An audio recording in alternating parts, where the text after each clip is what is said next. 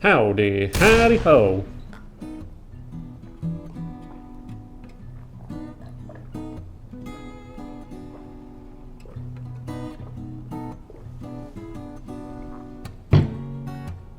Suck you, Kirby.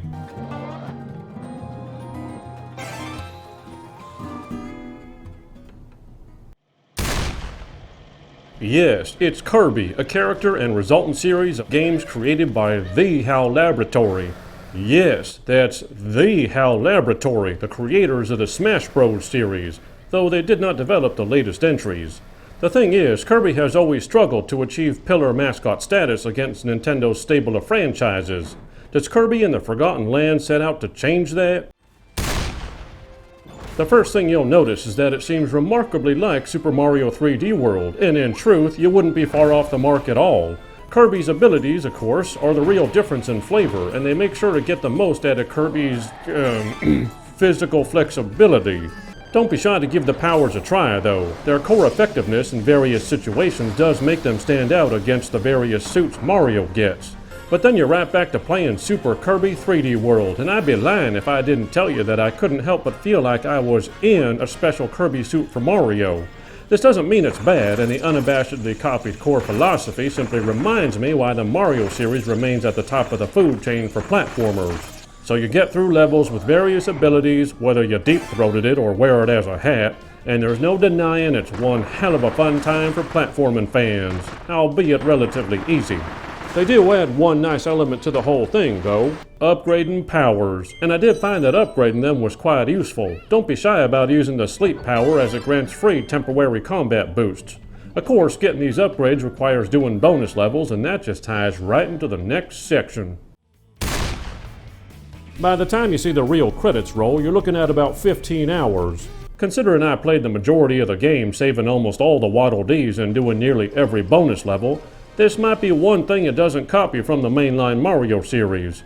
Having fun is great and all, but this is 2022. We've come to understand value to some extent, and that spending money comes with certain expectations. With nearly zero replayability and an offline-only co-op mode, which is a missed opportunity and also rather unacceptable in 2022, this game falls a bit short of expectations. Not Metroid Dread short, mind you, but considering Mario games often double this or more to reach the same level of completion sets a different bar for the same price tag. I love effort. I'm one of those people that can tell when someone is genuinely trying, and it makes me even happier when the results are visible. This is a surprisingly better looking game than even the trailers let you realize. Sure, I've accepted at this point that no Switch game is going to survive closer inspection. But Super Kirby 3D World, remember? The isometric and on-rail / mostly static camera views allow them to maximize every scene's imagery and lighting, which results in one of the best looking games on the Switch. The frame rate isn't perfect and often chugs when enough alpha effects are happening, but this is mostly forgivable with the clear effort made to squeeze every drop out of the dated Switch hardware. I'm impressed, and when it comes to Switch games, that's rare. As for the story, it's a world lore-based one, and though barely narrated or told, it was also probably the most fleshed out Kirby villain. To answer the question I made in the intro, this is easily the best Kirby game they've ever made. However, its biggest flaw is that its core foundation is another game that is also native to Nintendo's hardware. Calling this game Super Kirby 3D World is more accurate than anyone would want to admit, and it competes on the same system. But this also means Kirby isn't going anywhere, and thanks to the large install base of the Switch, will surely climb a few notches in the franchise importance ladder. It still falls short on content compared to its muse though, and while its frame rate hiccups can be ignored for its impressive showing on the Switch, I'd be lying if I didn't say this is most definitely a good time for both Kirby and platforming fans.